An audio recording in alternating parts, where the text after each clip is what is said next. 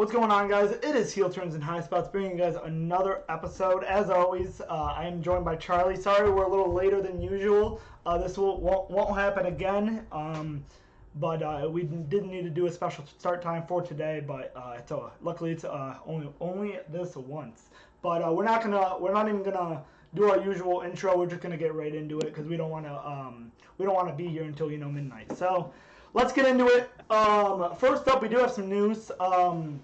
Let's start off with the Bryan news. So, during the Rampage tapings last night, I wish I grabbed the photo, but during the Rampage taping, if you guys watched Dynamite, the ring was like it's not your typical ring setup that we had last night.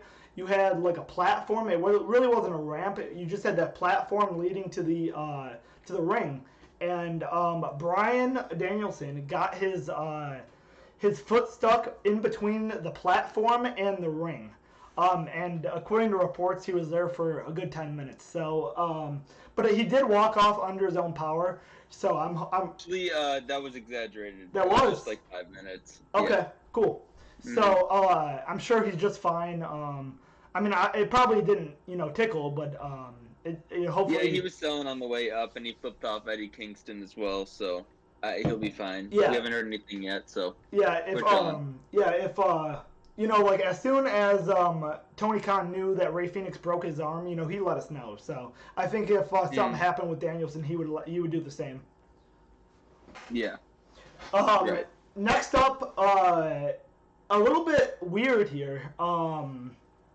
So Naomi, we talked about this yesterday in our space, Charlie, that when Naomi and Sasha Banks walked out, and it's weird considering that Naomi, her contract was set to expire in the near future, and she has been negotiating an extension. And that just seems weird to me. Like, you really don't want to be doing this when you're so close to a contract. Like, why would you do that? That's just like career suicide almost. Yeah, I don't know. It is career suicide. There were bloodline talks. She specifically tweeted about the bloodline, saying she would love to be about it. I didn't see that. Be a part I of the didn't see bloodline that. earlier this month. Yep. Earlier this month. Yep. So it sucks. For both women, especially Naomi, that she got dragged into this however she did. Because she was supposed to be the one reportedly going over in the six-pack challenge. And Sasha, she wasn't supposed to pin Sasha Banks. That was a false report again. So, this is why a lot of our news doesn't come out right on the dot. Yeah. And the reason is because we always wait for the facts before we make our gargantuous opinions known. I feel like that's really important. And I feel like that kind of distinguishes us from the Pact in a way, because I saw it. I was laughing my ass off watching these short-tempered broadcasters just lose their mind on, Monday night? It was hilariosity. But here we are now. We know the facts now, and everything's becoming more clear now.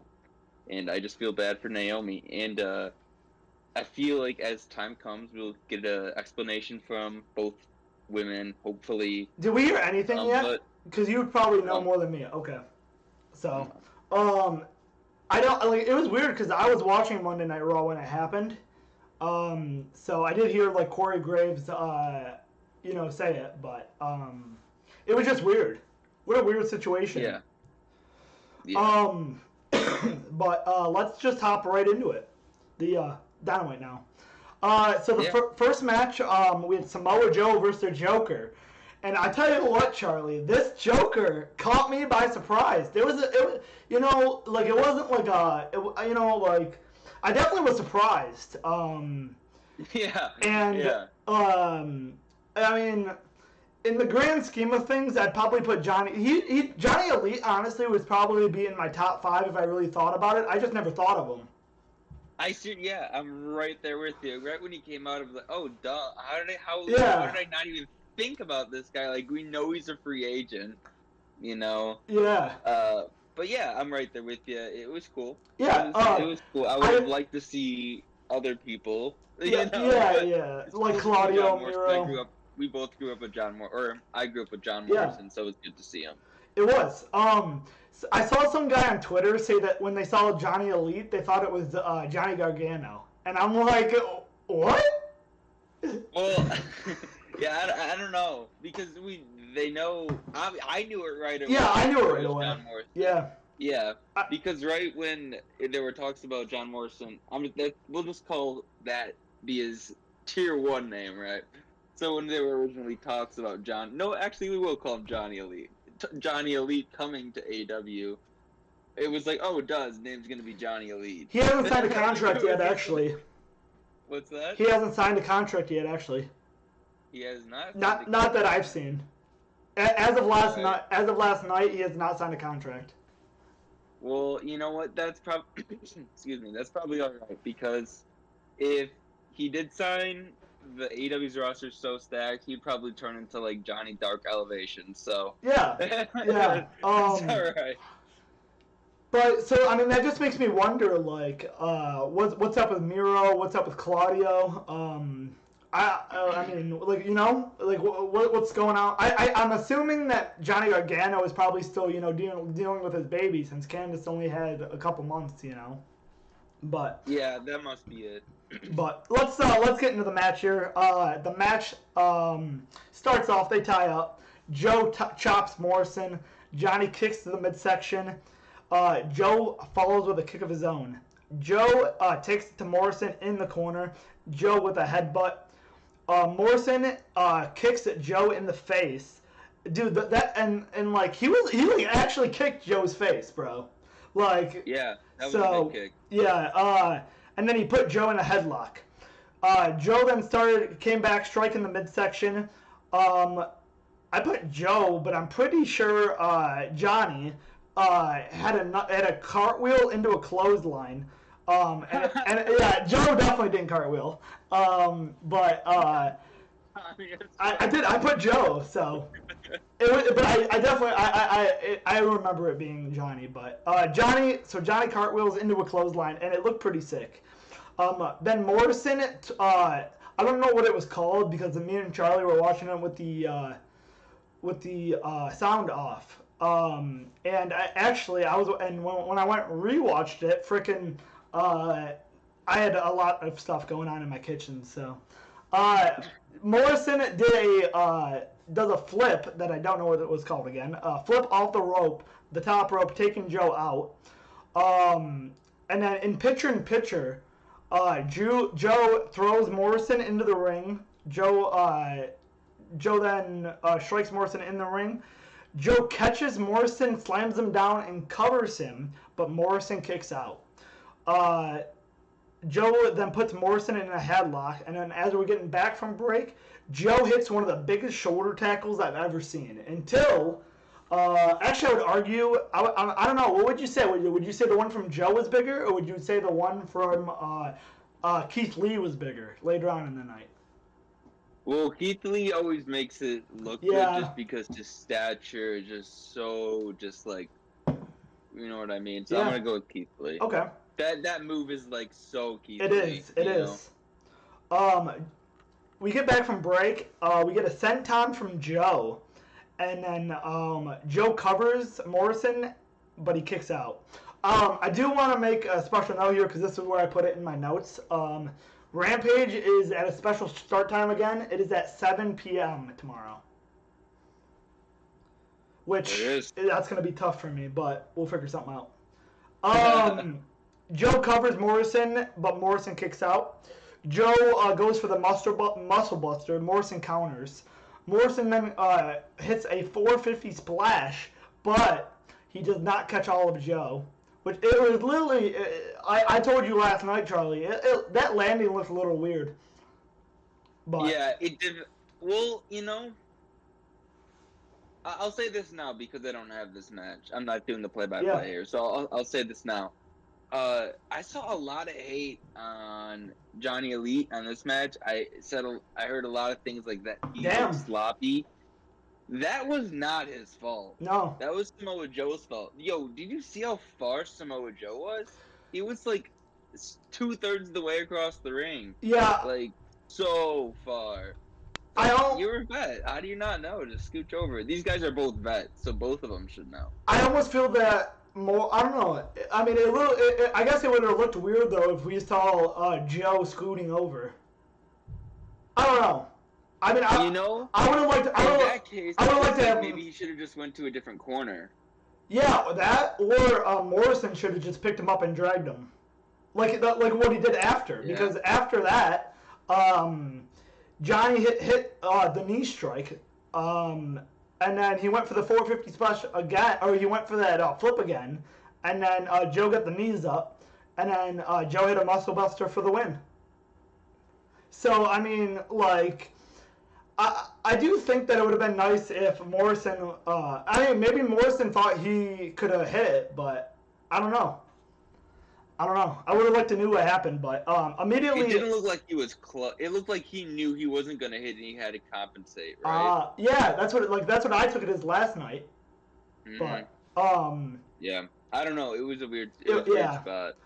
Immediately after the match, Satnam Singh, Sanjay Dutt, and Jay Lethal walk out. They start beating the shit out of Joe, but the best friends walk out for the save, and the heels scoured away. Yep. I gave this match a 6 out of 10. Good match, but just not a great match. Yep, I rated it the exact same as you. 6 out of 10. Cool. Just exactly what I expected. Yeah.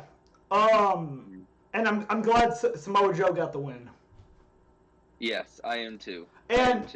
So do we ever figure out if I mean, it has to be that nobody can attack during the matches, eh? Yeah. Okay. Yeah, it must be because nobody has thus far. Yeah.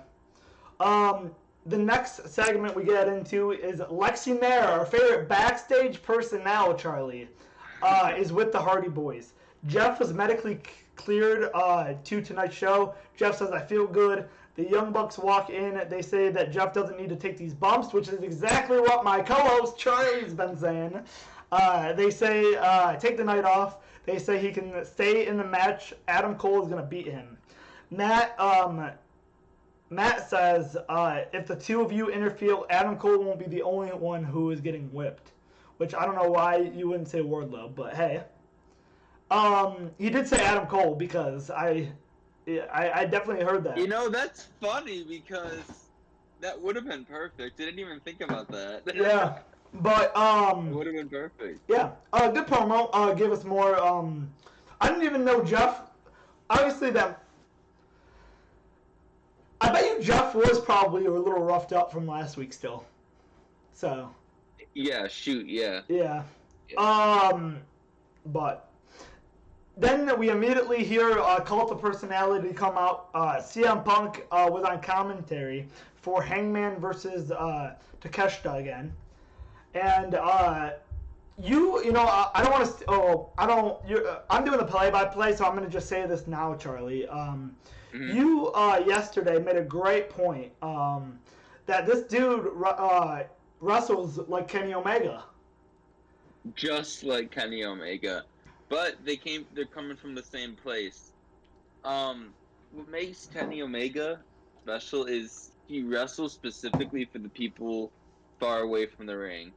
So you see his arms flailing in the air, and a lot of his moves are very big movements. You know what I mean? Yep. So I guess that's just the DDT style, just like the Joshi style. Yeah.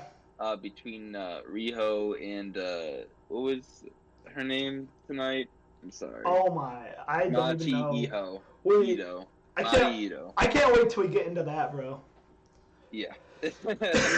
But yeah, I this dude's awesome.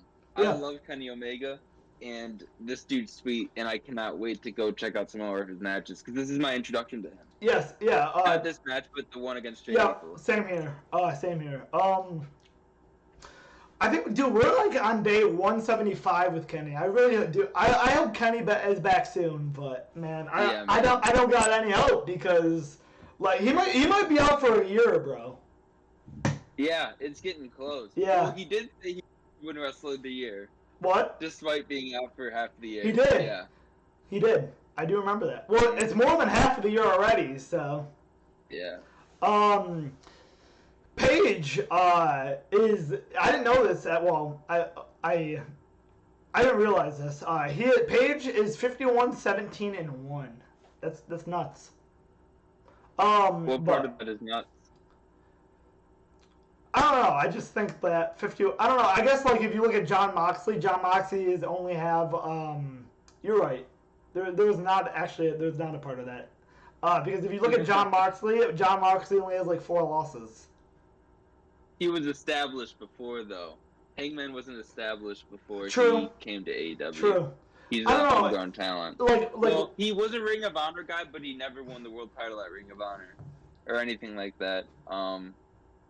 So yeah, I would say he's pretty close to homegrown if he's not homegrown. He was in the Elite beforehand, but I don't think many people have heard of him. No, I definitely didn't heard of him. I watched the BTE where they announced Double or Nothing.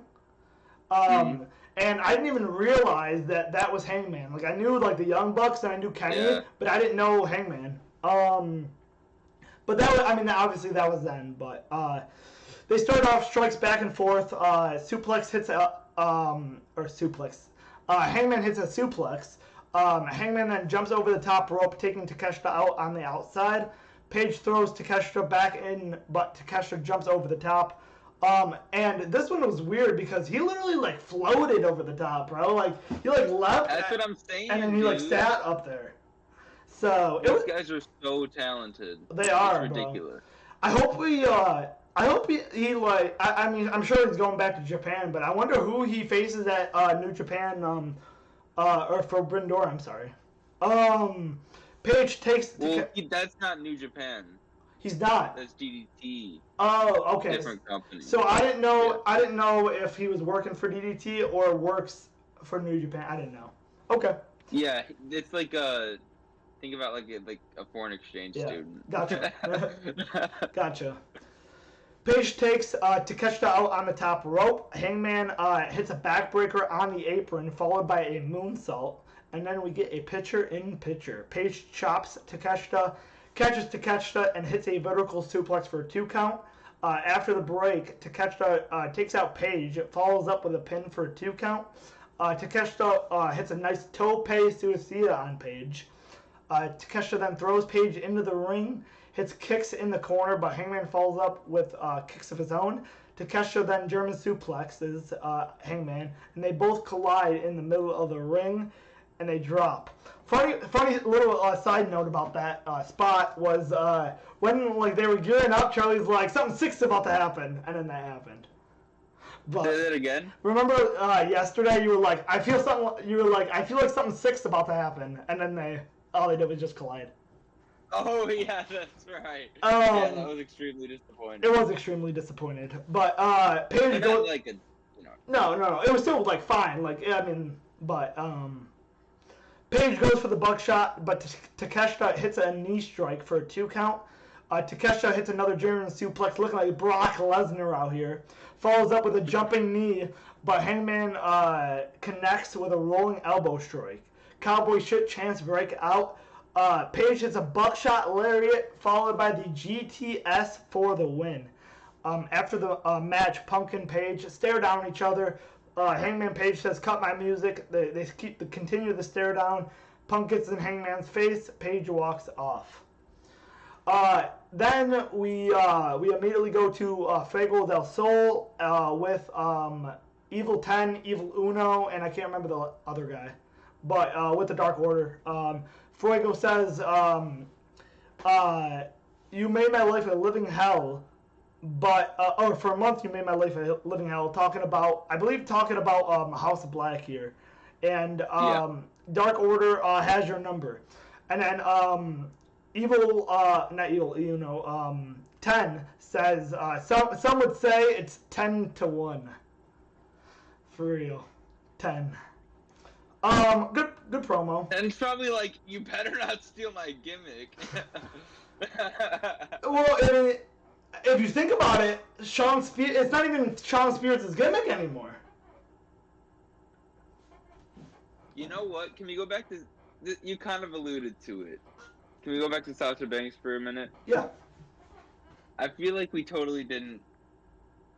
Yeah, let's go... This isn't fine, because fuck this Fuego versus Dark versus House of Black shit. Nobody gives a fuck about this. Let's go back to Sasha Banks. Jim, are you wrong? I'm just confused, I guess. Do you want to talk about? You just alluded to something. You said that the Shawn Spears' 10 isn't his, right? Yeah. Because no. WWE owned Sasha Banks. Yes. Then that sucks, man. That's hard to get out of. Well, so WWE. Is her name Sasha Banks? No, her name is Mercedes. It's like hold on. It's and back to the gimmick. So Ty Dillinger. That's why Shawn Spears' name is not Ty Dillinger, because WWE owns Ty Dillinger. That's what I'm saying. Yeah. Yeah, that's exactly what I'm saying. Sasha Banks' real name is Mercedes Justine. Okay, that's way too long of a name, bro. Let's just short that down. Okay, well, Mercedes. That adds my point even more, man. Mercedes Justine Castaner Valdenaro. So I think her actual name is Mercedes Varnado. So is this it for Sasha Banks, do you think? You know, I do think so, because I feel like... You do think so? I hope so. I feel like she's incredibly misused on the roster. I think Sasha Banks is her most recent reign was only like a month. And I think wasn't it longer than? I feel like it was longer than that. There's no way. There's an app for that. There is.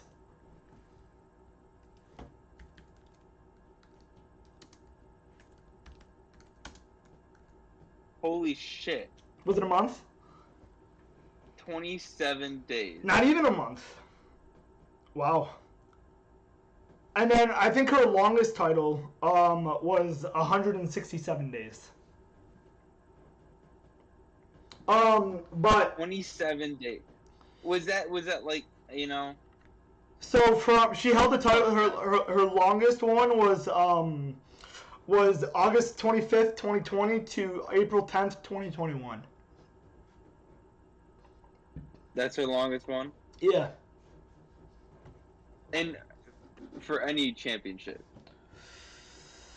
Not I just looked up Sasha Banks' longest title reign, and then yeah. That's disgusting. Yeah. That's terrible. So I just feel is like Hangman's longer than that already? Hangman has to be longer than that already. Hangman Page? Yeah.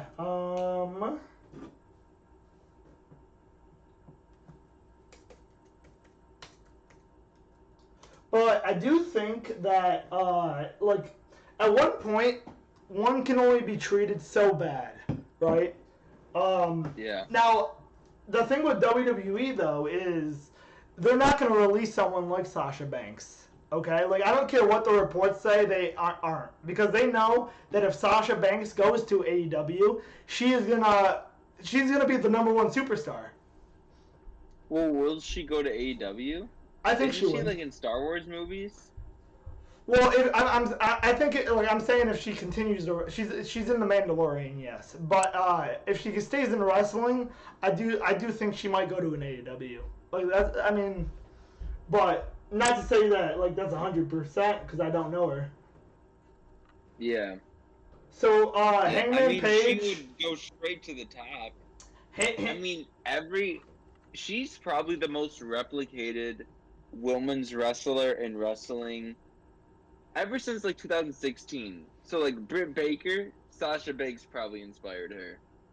You know what I mean? Yeah. Am I wrong there? I'm sorry, I didn't hear your first part. Who inspired Sasha Banks? Like, do you think Britt Baker and Thunder Rosa and I don't know. I bet Do you you think they were inspired by Sasha Banks. your Sasha Banks? I do. I think some of them are. I think so as well. I do. I think some, like, especially now, like in this day and age, some of them are and will be from here on out. Mm-hmm. And Jade Cargill, if you are trying to tell me that Jade Cargill isn't inspired by Sasha Banks, you're lying to me, bro. They're the same game. Yeah. So December, January, so all it says on the AEW website is Hangman Page right now is at 160 plus. So he's close. Yeah. And then the shortest AEW reign was Chris Jericho at 182 so far. Wow. So it might be Hangman as the shortest. If Punk goes over. If Punk wins, yeah. Yeah, I mean, I do think that I wish, now that we're like talking about this, I do believe the reports that say that Sasha Banks kind of like coerced Naomi, but like, I don't get why, if you were Naomi, why would you walk out, bro? Like, you got the bloodline behind you. Like, I don't know, I just don't get that thinking. So, if I understand why Sasha Banks walks out, I do, because she wasn't gonna go over, right? Yeah. But Naomi, that match probably was going to indicate some heel tendencies. Yeah, especially since you won, or planning to win. Yeah. Yeah. And especially if you said that they didn't that she wasn't pinning Sasha, like, what was the big deal? I don't know. So I have no clue what it could have possibly been. Yeah. Maybe they're upset that she's turning heel so soon, but I don't know. I don't either. Naomi would be great in AEW as well. 100%. Yeah, but like, Naomi just has so much like less things working for her. Like, meaning, like, what I mean by that is, like, her husband's in WWE. Her cousins are in WWE. Gotcha. So I see what you're saying. So it definitely, like, it's not her cousins. Well, I guess it's like second cousins, I guess, but but you get what I'm saying. I think for Naomi it's a lot harder to leave than Sasha Banks. But yeah, I agree with you. All right, that's all. All right, I'm done now. So in the next match we had Keith Lee and Swerve Strickland versus the Workhorsemen. Now I had to wait. And because I honestly did not know that JD Drake's tag team partner was named Anthony Henry. So I found that out. Yeah, I didn't know either. But I don't watch Dark anymore. So. Yeah. Keith Lee and Drake start, and Keith Lee chops to Drake. Immediately tags in Swerve. JD fires up tags in Anthony Henry, and Henry takes Swerve into the corner. Swerve kicks Henry into the face. Nice uppercut followed by an elbow drop. JD Drake tries taking out Swerve, but Swerve tags in Lee. Lee hits hits that big shoulder tackle I was talking about earlier on Henry. Swerve drop kicks from the top rope. And I said, if this is their tag team finisher, I love it. The move looks sick. Yeah, it did look sick. And Swerve immediately covered Henry for the win. After the match, Keith Lee says, Texas is my state, and I have some news, and it turns out that Victory, we now become a top 5 tag team. And then Powerhouse Hobbs and Ricky Starks walk out. Starks says, that's enough. You two are selfish for the fact that you think you deserve a title shot, and are saying, but Jungle Boy and you, Swerve says, hold up. You come out looking like a bar of soap with a pearl necklace on. Classon. Jurassic Express then come out. Christian says, I know you think you're the smartest guy in the room, but you come out every week with that title. Now you think you're ready for a real championship. We are the best, and as the best, we are going to challenge you to a triple threat at Double or Nothing. And that's not it. We're also going to get Ricky Starks versus Swerve versus Jungle Boy next week on Dynamite. That should be pretty hype. Yeah, that should be hype. And right off the rip, I really hope Jungle Boy gets this win, man. Oh, I know. He needs this one. Yeah. Especially since it's not for the championship. I'm pretty confident Jurassic Express lose the championship if Jungle Boy loses. Who do you think they lose it to?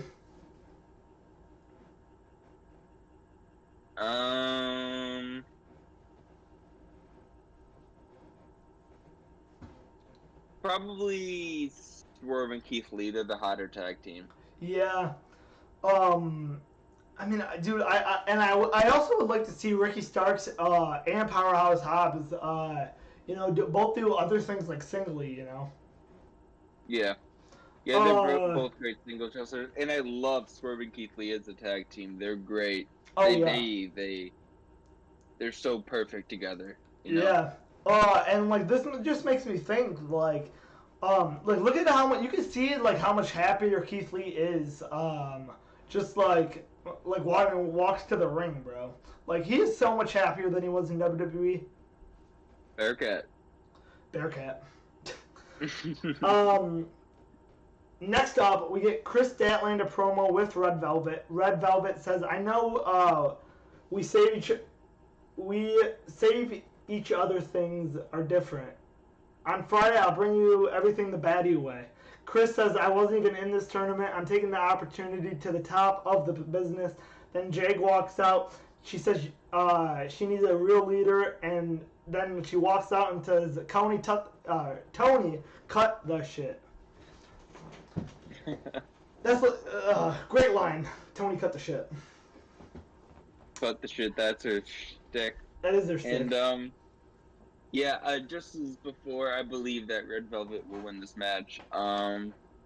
She's just the hotter person, and I don't know. I feel like they're still trying to figure out what Chris Statlander is right now. But Red Velvet's ready. You know, she's ready to be pushed. So I think they're probably going to do that. Yeah, I mean, I tell you what, it's amazing to see Red Velvet's growth from, like just a couple months ago. Yeah. But, you know, I guess I haven't been surprised or impressed. I mean, I'm not somebody that needs to be impressed, or that you should be impressed or wanting to impress. I'm not somebody that you should want to impress, but I'm not impressed by Red Velvet. I think she's boring. I think her character is boring. I think the fact that she's with the baddies cringe because she's just not a baddie. She was a jobber 2 months ago. The transition was too harsh, and it just didn't. It didn't sell me. But I like the rest of the baddies, and maybe it'll grow on me over time. Yeah, I think if we start seeing Red Velvet booked a little bit more prominently, I think both of us would feel a little bit better on it. Mm-hmm. Maybe it's an entire change that I need. I don't know. Yeah. That could be. But let's get on to my personal favorite segment of the night. MJF 10 lashes to Wardlow. MJF walks out, says, cut my music. Unfortunately, I am no longer in Long Island. I am in he like literally kept stumbling over Houston, and it was funny.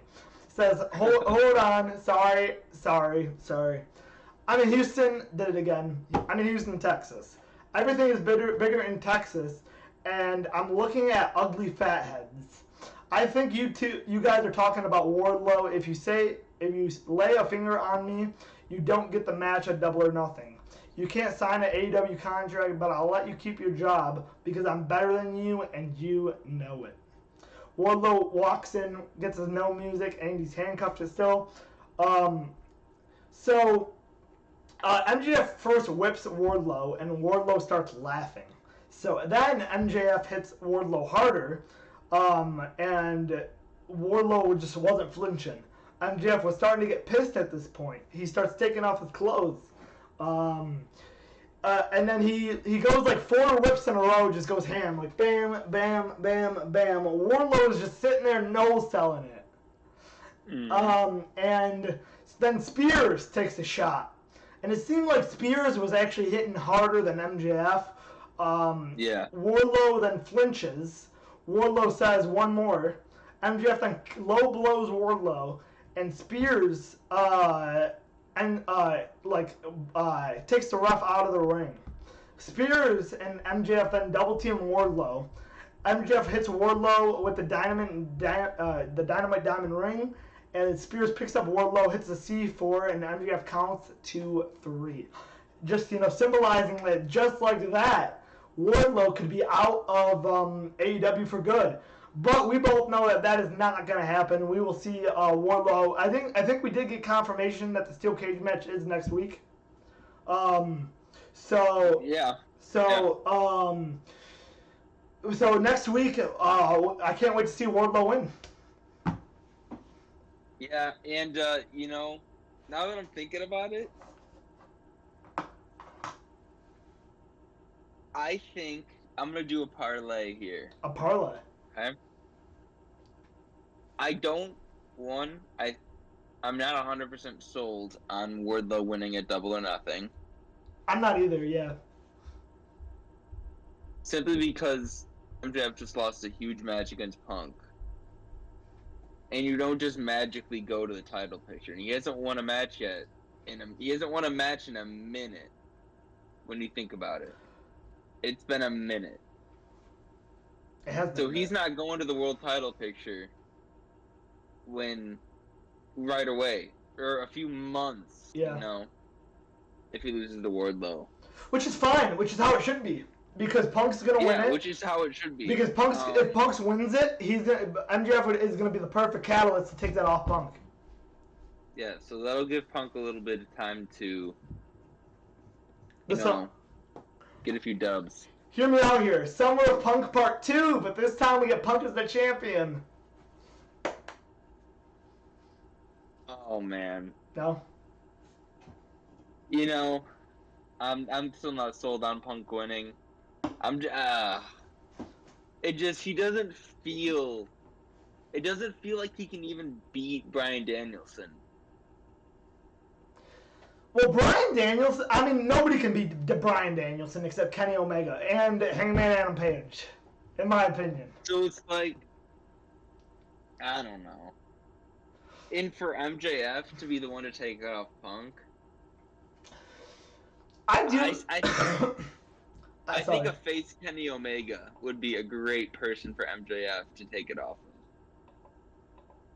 You think Punk is? You think Kenny Omega is going to be the first 2-time champion? I do. That would be crazy. Oh, well, will that be crazy? Well, it's definitely going to happen. I'm not saying this is how it's going to go down, but I think it's reasonable for Kenny to come back and beat Hangman. No. I think he's going to start at the bottom. Listen, man. No, the bottom? Not like the bottom, but not like the bottom, but like he can't just like get like he just can't like show up on Dynamite like Wednesday and then get like a championship match, Because if he shows up and beats Hangman for the title, how heel is that, bro? You know what I could see. I could see happen though, Charlie. Like if we take the casino battle royal for example, or just like a battle royal or like a ladder match like at one of these pay-per-views, like that would be a good. At Revolution it's for the TNT Championship, so I kind of take that back. But the Jokers would have been a perfect spot because you could have had Kenny Omega come in and get some wins in the tournament. But obviously Kenny Omega's probably not ready yet. I think we literally already talked about this episode. But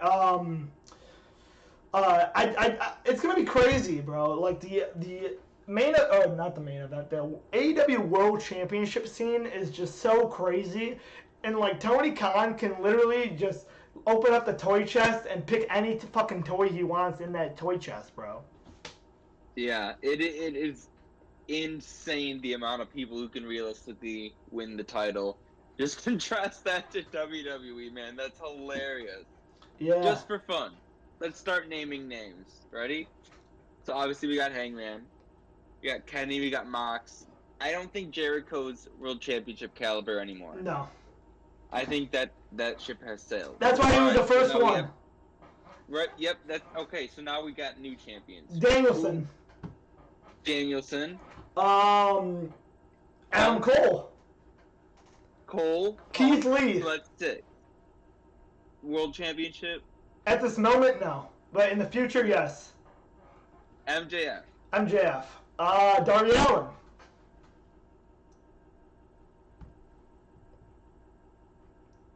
Yeah, Darby Allin. Sure, why not? I'm not gonna say Sammy Guevara. No, who's the other pillar? Who's the other pillar? Right there. WWE has one, bro. Roman Reigns. One. Yeah. Oh, and Brock Lesnar. My bad. They got two. Who is the other pillar?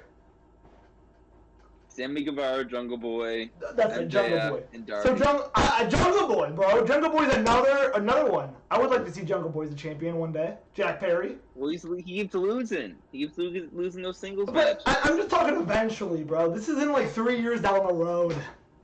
Okay. Quote me. Yeah. By this is 2022. By 2026, I think we see Jungle Boy as a world champion. I agree.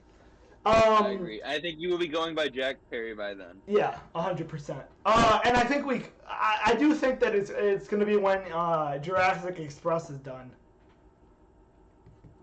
You know, like I think when he because I think the only reason why he's in Jungle Boy right now is because he's in Jurassic Express. Like, there's no point of him being Jungle Boy if he's not in Jurassic Express. No, you're right. Well, that is weird. I don't see Luchasaurus and him splitting up. I think they just go their separate ways.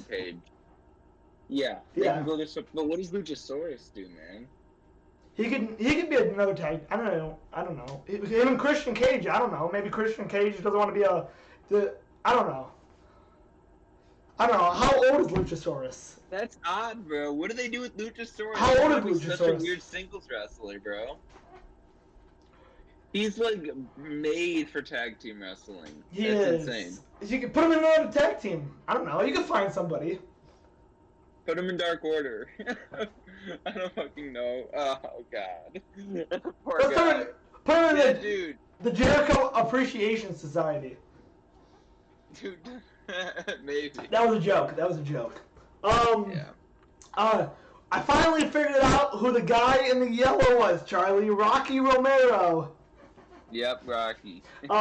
Best friends are they were back. Are we back? Are we going after so Trent Beretta and Rocky Romero are going after the Ring of Honor Tag Team Championships, and then they said next is the IWGP Championships, and then after that the AEW Tag Team Championships. So they have goals. Boys, what do you say? FTR versus us. Man, like that doesn't do anything for me. Just for the fact that we've been so blessed with FTR versus the Briscoes, FTR versus the name's blanking on me, Young Bucks, and then I believe they haven't fought the Hardys yet, right? No. So I'm assuming that's gonna happen again though, or not? That hasn't even happened yet, but. After this, Kyle O'Reilly versus Rey Fenix. The match starts. O'Reilly starts with a takedown, and then Phoenix leapfrogs over O'Reilly, but O'Reilly locks in the cross arm breaker. This was a story throughout the match, and I truly love it because considering Phoenix just recovered from his injury. Phoenix rolls up Kyle. Kyle kicks out. O'Reilly then strikes Phoenix. Phoenix hits a nice roundhouse to Kyle on the apron. I think Phoenix hit a top rope. Sending Kyle into the barricade. O'Reilly locks in triangle sleeper to Rey. Rey then Rey's foot was on the rope, and Charlie, you were right. Like, I didn't realize that when we were watching this yesterday how long it was. It was a solid 4 or 5 seconds that it was on the ropes before the ref realized. Yeah. And I mean, that can't happen when you're right there, man. The ref was right there. They go outside. Kyle sends Phoenix into the post. Then we go into picture-in-picture. Kyle sends Phoenix into another post. Phoenix returns for the save. Kyle O'Reilly hits a knee strike. Kyle O'Reilly sends Phoenix into a chair. Hits a drop kick. Kyle O'Reilly then pulls Phoenix's arm brace off. Phoenix chops Kyle O'Reilly, sending Phoenix outside. Phoenix then goes outside, I'm sorry. Phoenix hits a jumping rope kick, then powerbomb to Kyle O'Reilly. Kyle O'Reilly kicks out at 2. Phoenix hits a Hurricane Rana, and Kyle O'Reilly responded with a kick, followed by a suplex, and then into a clothesline. Both kick at the same time and drop, which looked a little weird because it was like 2 roundhouses simultaneously. I don't even know how you like practice that, bro, because that was you don't, but like that was the same time, bro. Phoenix, I'm sorry. Kyle O'Reilly locks in a wrist lock. Phoenix gets out. He hits a super kick. Then he hits a Hurricane Rana off the top rope. Kyle O'Reilly counters a cutter into an arm breaker, and Phoenix taps out. And as I said before, the story with the arm in this match was just awesome. I love how AEW has just the attention to detail. This is something you wouldn't see in WWE. Like, just if somebody returns from an injury, you wouldn't see this in WWE, but AEW makes it part of the story, and that's why it's great. Yeah, it is great, and man, this was a fantastic wrestling match, eh? It was, and we knew it. We knew it was because just because Phoenix is the high flyer and Kyle's the more technical. We called it on the pre-show, Charlie. Yep. This was a 9 out of 10 for me. Just incredible stakes plus people involved make it a 9 out of 10. Just great work from both guys. Yeah, it was very good. I gave it a 8 out of 10, so we were pretty close there. Yep. But are you good here? I am good. All right. So next up is the Blackpool Combat Club. Eddie Kingston, Santana, and Ortiz face off with the Jericho Appreciation Society. These entrances alone took way too long. And this is where I'll make my rant, because, I don't know, I'll just do it now. It's these small increments of time in each segment that slowly screw over the main event. It is. Right? Yeah. That's what it is. And the main event got screwed over. The main event went like 7 minutes, bell to bell. You know? Not cool at all. And I know all these guys are great, and they should all get their shine. But like, come on, all right, let's get this show on the road. And now I do agree with you. The Blackpool Combat Club should do their entrances together. Yes. Well, I never said that. Oh no? No. Okay, I must have just imagined that. Yeah. Well, I do believe that now. I definitely do. Well, for one, it saves time. But I think, well, if you notice Keith Lee and Swerve, I think AEW needs to stop doing that with all of their tag teams, because it just takes way too much time. I get it, you want to put importance on, I get it, you want to, I get what they're doing, and what they're doing is, like, they want to give respect to them as single wrestlers, because they have their own song, but they're a tag team. Like, give us a, I don't know, like, just give us, something cool. Um, but Yeah. but I will say with the Blackpool Combat Club, it's kind of tough because like, a lot of people love Moxley's entrance, and a lot of people love Danielson's entrance. Danielson, yeah. I don't know why I thought that. I've had a long day, but uh, you get what I'm trying to say. I do think that there was a time and place when you should have like on a random Dynamite, not a random Dynamite, but a Dynamite. Maybe you should have them come out as a tag team, but maybe on the pay-per-views and the stuff where you have more time to kind of allow. Maybe if you have a show that you need a couple extra minutes or something, then you can have them, come out separately. Yeah, 100% agree with you. Couldn't agree with you more. But yeah, Angelo Parker says, cut the song, cut the pyro. And Chris Jericho says the crowd was cheering the baby faces here last week, despite it being uneven odds. And that is obviously just heel work because they always play the numbers game, so it's just heel work. Excuse me. Chris Jericho says it's good to see William Regal, but he thought he'd be dead by now. And he says that William Regal is wasted potential and should have been champ, but ended up an addict. He also says he's been fired from every company he's been hired from. Oh, and he weaseled his way into AEW on the coats of Danielson and Mox. What's up, Freeman? I just wanted to point out that I thought that line from Jericho to Regal where he said, "I thought you'd be dead by now." I thought that was like perfect because if you guys listen to Jericho's podcast with William Regal, you know how close William Regal was to dying. And obviously Jericho wasn't trying to be rude to William Regal here. He was just getting cheap heat. But I do like that little sense of realism there, so I just wanted to point that out. Yeah, 100%.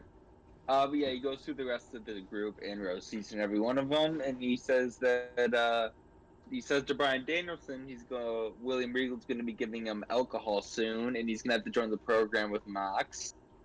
And he tells Regal to go home, or he's going to throw a fireball in his face because he's the wizard, or take a piss in his tea. Did you get this reference? I missed this because as you know so the only reason I'll kind of pull the curtain back on our podcast a little bit. The only reason I did the first half of the show and Charlie's doing the second half of the show was I was unable to watch the second half of the show. So I did not get it to answer your question. So there was a segment in old school WWE around like early 2000s where Chris Jericho pissed in William Regal's tea. Wow. Yeah. I didn't even know. Yep. So William Regal gets a mic and tells Chris Jericho that he's annoying and to shut up. Regal says that every single time Chris Jericho was on the show with William Regal, he would take Chris Jericho's toothbrush, shove it up his butt. He then says that he did it to Dana Garcia as well. Chris Jericho challenges the babyfaces to a stadium stampede match, and Mox says no, because that is too sports entertainer, right? He's not going to get sucked into that. He wants to fight. And I called this weeks, literally the first encounter of these two groups. I said it's pro wrestling versus sports entertainer. I called it, and that's the angle they're going with. Chris Jericho reminds the babyfaces of the gripes they had in their group, which then creates a beef between Eddie Kingston and Bryan Danielson. Eddie Kingston says, fuck this, and wants to fight. And the JSS walks away. Bryan Danielson gets in front of Eddie Kingston, and they start to have issues as the show moves on. Pretty good segment. Entertaining for sure. Yeah, I do want to mention here too, Charlie, that I wonder how much Danielson, his segment on Rampage is going to get cut. Why do you say so? Because I don't know, like, because What part of the match had happened? yeah, like I don't know, Yeah, like that I have from no idea. yeah, so I don't know like how much of it is gonna get cut, you know? Could you imagine if that happened on Dynamite, bro? Like that's what I'm saying. Like, and that's what I was thinking about last night, bro, when I was laying in bed. Like, what would it happen if it was on Dynamite? They would have to stop the show, and It would have been a whole ass thing. it would have been a whole ass thing. That's just crazy. But yeah, I do like that little stadium stampede line too, Charlie, because I don't think that there should be another stadium stampede again. It was great for the pandemic, but we don't need to see it again. 100% agree. We need to see these two guys inside the blood and guts match, and I think that's what me and you both want at this point. Yep, and that's what I think they're alluding to as well. If not something like it, give me something cool. If it's not blood and guts, I don't know if WWE has the rights to the name War Games, but that would be cool. I think they do. They do. But you could, because it was a WCW thing. Yeah. But they could do something like I don't know. I mean, you could come up with your own thing. Like, honestly, just keep blood and guts, bro. Keep blood and guts. Just do blood and guts. Make it your thing. Blood and guts is AEW's thing. And so I like it. Yep. All right. So next up, we got Matt Sydal and Dontea Martin backstage, and essentially they say they want to fight the Blackpool Combat Club. So that's going to be happening on Rampage, and that is the match where Bryan Danielson got his foot stuck. Yep. Should be. I mean, next. I was gonna say. I mean, it should be a good match, but I wouldn't. I mean, I don't know how much. I don't know. Yeah, it could have been in the entrance. Could you imagine if it was in the middle of the match, bro? Well, so hopefully what happened is if I don't know like what part of it was in, right? But hopefully what happened is they like just stopped recording and then they can like just cut it like how we could do it. But I don't know. Well, hopefully also they could do like a count out thing. That's another option. Yeah. Yeah. Well, obviously they wouldn't have been able to plan it. But if he was a legal man, it would have made sense for him to get his foot stuck and then count it out. Yeah. But if he was just like if he was like not legal and he just got that would have sucked. Yeah. But yeah, weird situation overall. It's kind of cool when the curtain gets pulled back a little bit. But anyways, next up, it's Britt Baker versus the Joker, who is Matty Ito. First impressions, not a fan. My first impressions was a huge letdown. Yeah. Very Joshi.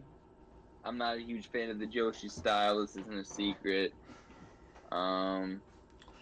Just doesn't do it for me. This whole thing.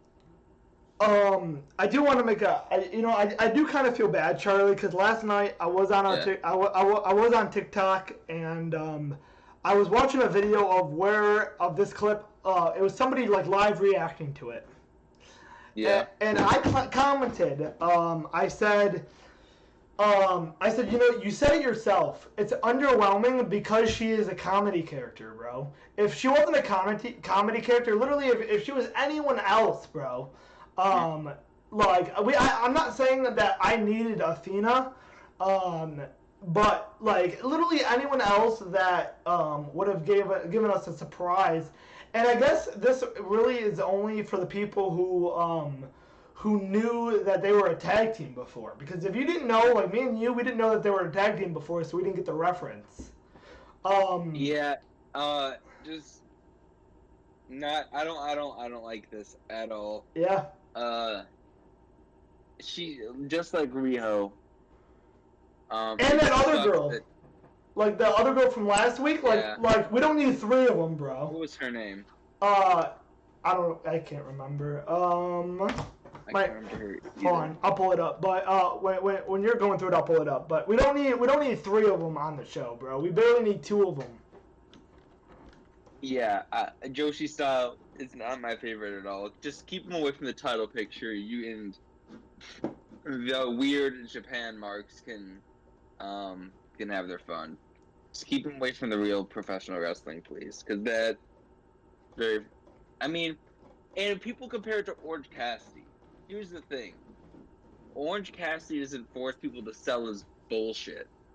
Yeah. When Britt Baker has to sell that this chick's head is hard, you know how dumb that makes Britt Baker look? Dumb as shit, dog. It hurts the other wrestlers. Orange Cassidy doesn't make other people sell his bullshit. Because everything like when he leg kicks you, do people so like, oh, that leg kick hurt? No. Because he doesn't treat the audience like they're idiots. I don't know what the deal is with this, but it was terrible. It was a disgrace. It was an absolute disgrace. It was a disgrace. Because like you just alluded to right there, you're treating the audience like shit because they're expecting some huge name, bro. I think, you know, honestly, Charlie, it might be time to just get rid of the Jokers altogether because if you can't give us like a big name, I think that's what most people are expecting for the Jokers. It might just be a good idea to stop the Jokers altogether. Well, I honestly think that we were just expecting too much as AEW fans because they have been delivering so often. Yeah. So we expected big things, but yeah, that Wednesday was definitely a letdown on the Joker side. But there were some good matches. But let me get into this match, which I rated a 4, by the way, which is not very good. So they teach the touch of death, but Ito pulls up Britt Baker. Britt Baker hits some forearms, and Ito starts to cry, and steps on Britt Baker's shoe. Britt Baker's selling this shoe, rubbing. Charlie, before you continue, I have a question for you. What? How many times have you seen a pro wrestler cry? That's not never. Not that once. Now. Yeah. Once. Yeah. Not cool, man. Unless it's like a storyline where it's like sad and like your dad dies or something, but I'm not like that. Maybe like once. I might have seen an actual pro wrestler in a storyline cry once, and I can't even. I couldn't tell you, but you don't even know. So Ito hits a shoulder tackle and Britt Baker tries the lockjaw, but Ito escapes out of the way. Baker hits a sling blade, and after picture-in-picture, Baker hits Ito with strikes in the corner and grabs her glove out of her boot. Ito no-sells the corner strikes because of her hard head, because she has a hard head, and hits a headbutt, a weird falling headbutt thing. Ito hits a tornado DDT for 2 and a falling headbutt to the midsection for 2. Baker hits a thrust kick and hits the lockjaw for the win. Toni Storm comes out and Britt Baker does this funny thing, like mocks her music and then tells her to suck it. And I thought that was hilarious. But overall, this match was short. And thank God it was, because this was terrible. It wasn't a squash either. It was just a bad match. I wish it was a squash. Mm-hmm.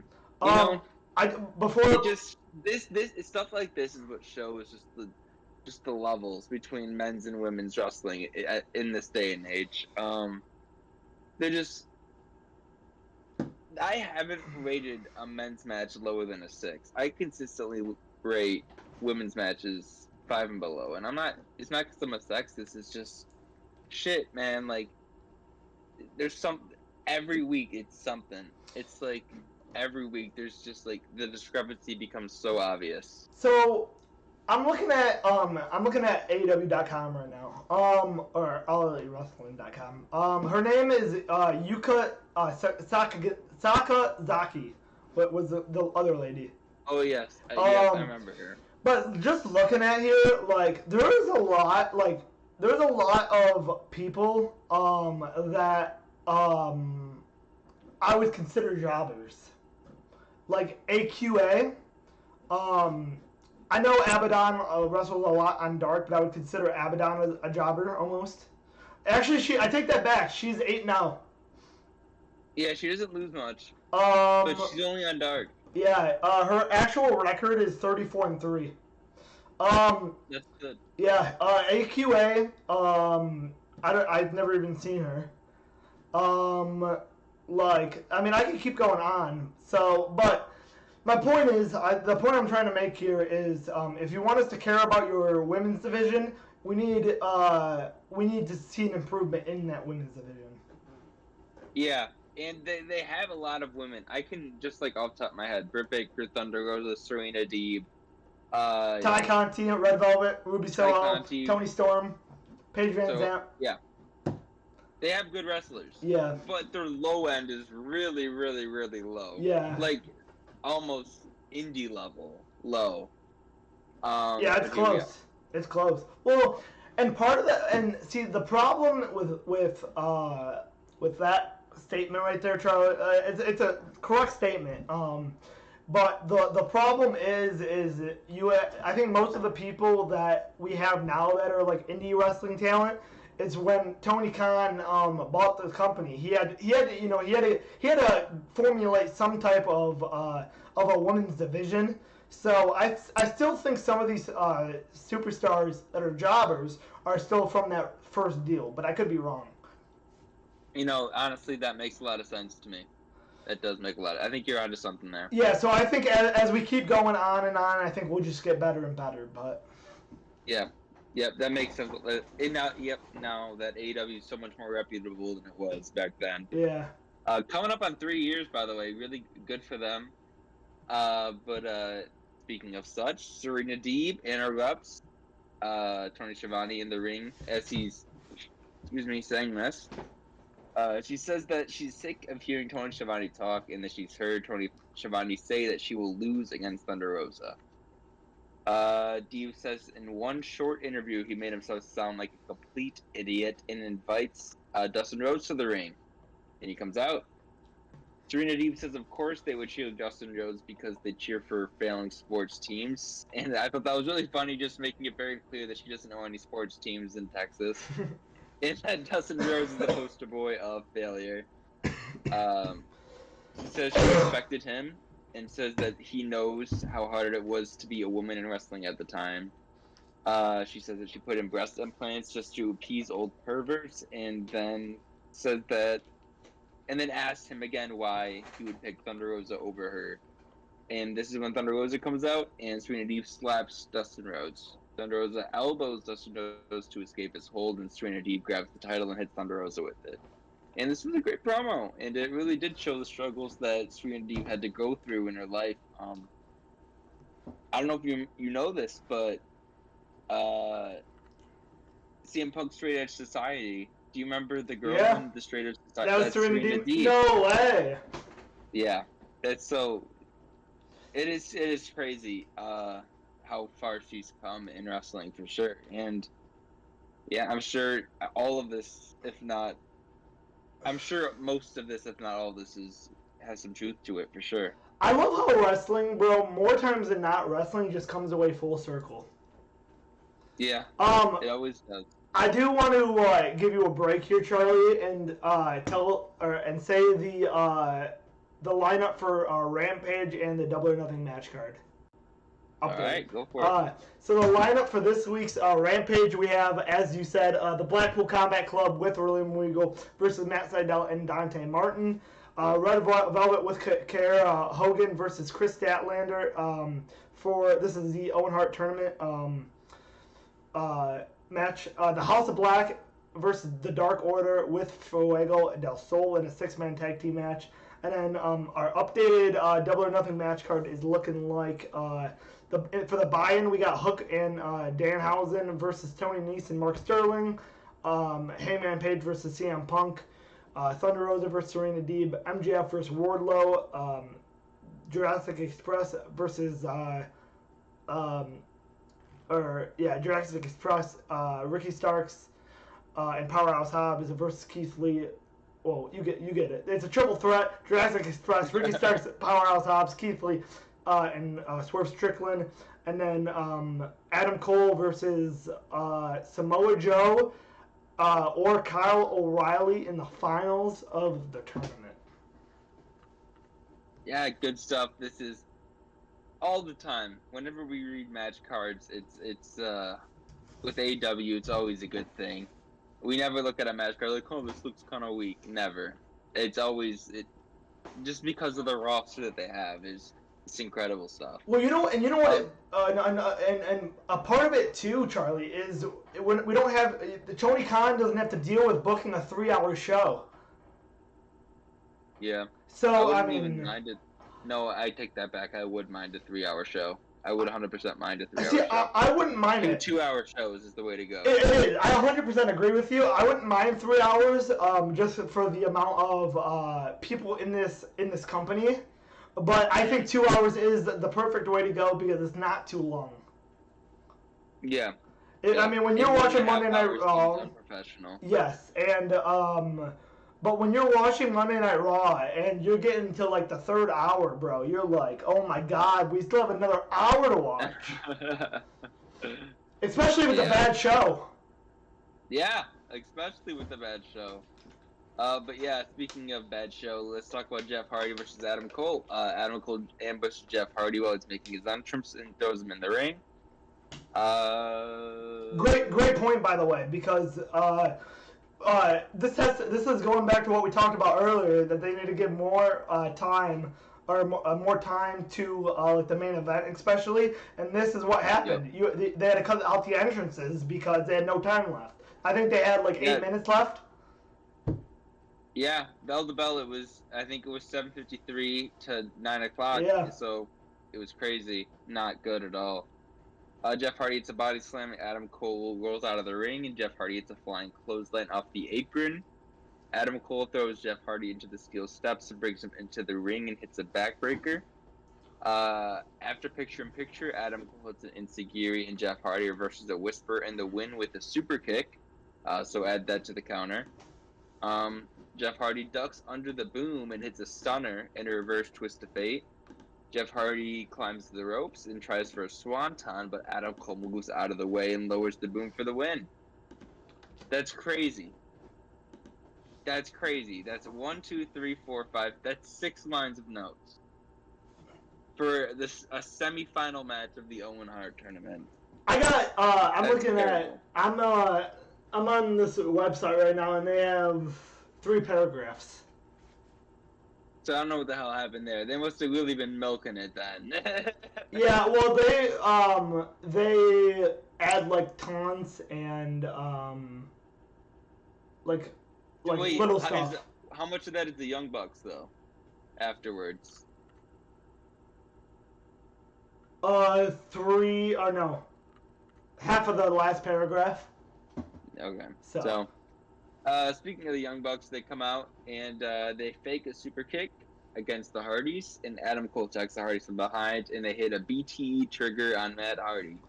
Darby and Sting come out, but then Red Dragon comes out and hits Darby out with the high low, which is a sick looking move. Yes, sir. As Sting no-sells a chair shot and hits Kyle O'Reilly with it, and then he takes a super kick from the Young Bucks. That looks a little bit weak, but he's old, so life goes on. But I kind of have the opinion, if you can't make it look good, then don't do it. But that's just my opinion. The Young Bucks then tie Sting's foot up into the chair and then stop on it a bunch as they go off the air. And Big Bang Theory turns on. No, it was American Dad. Oh yeah, that's right, American Dad. I mean, it was a good match, but like we talked about earlier, I just wish I had more time. Yeah, I 100% wish it had more time. My expectations, I expected this. That's a 6 out of 10. Yeah. It was lower than that. I had to rate this match a 5. Yeah, because I'm gonna have to agree with you on that, just because it wasn't given the time it should have. Yeah, it was lower than my expectations. Yeah. So it has to be lower than a 6. It has to. Yeah. Before we talk, Charlie, about like our match and promo of the night, I just stumbled upon some news, and Jim Ross signed a contract extension with AEW. Let's fucking go. He is signed on until 2024 now. Sweet. So awesome. We got 2 more years of Jim Ross. You'd love to hear it. Yep, and he'll never be fired. He'll ask to leave whenever he's ready. He'll work for AEW as long as he wants to. Unless he says some stupid shit, which is also a possibility. I mean, that's what happens when you're 80 years old, though. Come on. Yeah. he's only gonna say he's only gonna mess up like the name so many times, you know. But overall, you know, a pretty decent episode of Dynamite. What was your match of the night, Jar? My match of the night was easily Kyle O'Reilly versus Rey Fenix. Promo of the night was let's go Serena Deeb. Let's go Serena Deeb. She killed it. A lot of emotion, a lot of raw emotion. I would say MJF, but that's just classic MJF. Honestly, I wasn't too shocked with anything that happened over there. I am going to say MJF for the promo just because he's so great. That's fair. And then I'm also going to say my match of the night was Takeshita versus Hangman Page. Yeah, it was a great match. It was a fantastic match. I did rate. I really didn't rate them both, but I think if I had to rate one, I would probably rank Rey Fenix and Kyle O'Reilly higher. But I just think they for whatever reason in my mind is telling me that the story, not the story, but like the look of Takeshita versus Page was just a lot better. No, that's fair. That's completely fair. Oh, one final comment. Yeah. Out of the blue. Boddy Fish and Kyle O'Reilly's theme song is so bad, man. I haven't really paid that much attention to it. It's so bad. It's so bad. Get it, listen to it after the stream. I will. It's so bad. I will. Well, Charlie, we kind of had to do a little, you know, usually our show is, like, usually we try to keep our Dynamite episode an hour and 45 minutes. We're only 20 minutes short of that, so this was a little speed run through Dynamite, but it, you know, had to be done. It's late. We don't want to be staying up till midnight. We both have work tomorrow early. Yep. So with that being said, guys, thank you guys so much for watching. If you guys are new here, hit that like button, hit that subscribe button, follow us on Twitter, and we will see you guys Sunday for our AEW Rampage review. Until next time, stay safe. And treat each other with respect and support your local independent